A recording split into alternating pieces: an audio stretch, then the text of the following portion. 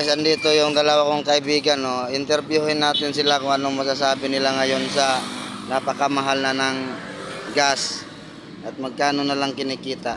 Paano masabi? Kita namin sa gas.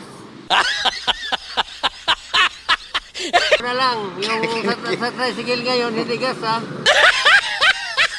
Oh. Dati kumikita kami 300, Oh. ngayon 150 na lang. Dati na lang. Sana bukas, yung litro ipatak na sa 150.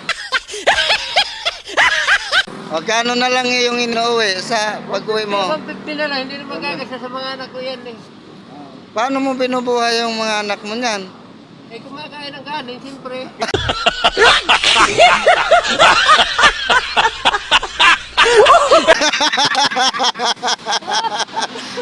Ayan. Diretso na, diretso. Boundary, dagdagan pa ng kunti.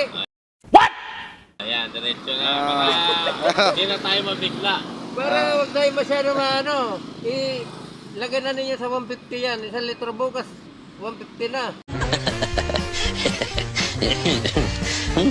Yan guys, narinig nyo ha. Kayong namumuno ngayon sa ating gobyerno. Gawin nyo na daw na sirado 150 ang isang litro para siguradong may 150 na may uwi sila sa kanilang mga tahanan. Narinig nyo yan ha. Sige, taasan nyo pa yung gas. Kulang pa yan. Kulang pa talaga. Darating ang panahon itong mga kasamahan ko. Hindi na yan driver. Sunod na mga buwan yan. Snatcher na yan.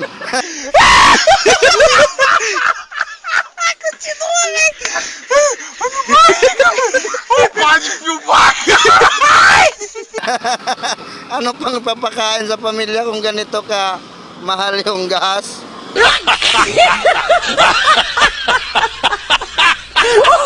Kaya ayusin nyo dyan, mga nasa Department of Power. Sige, taasan nyo pa daw, sabi ng ating kasamahang driver. Huwag mong subukan, masisira ang buhay mo.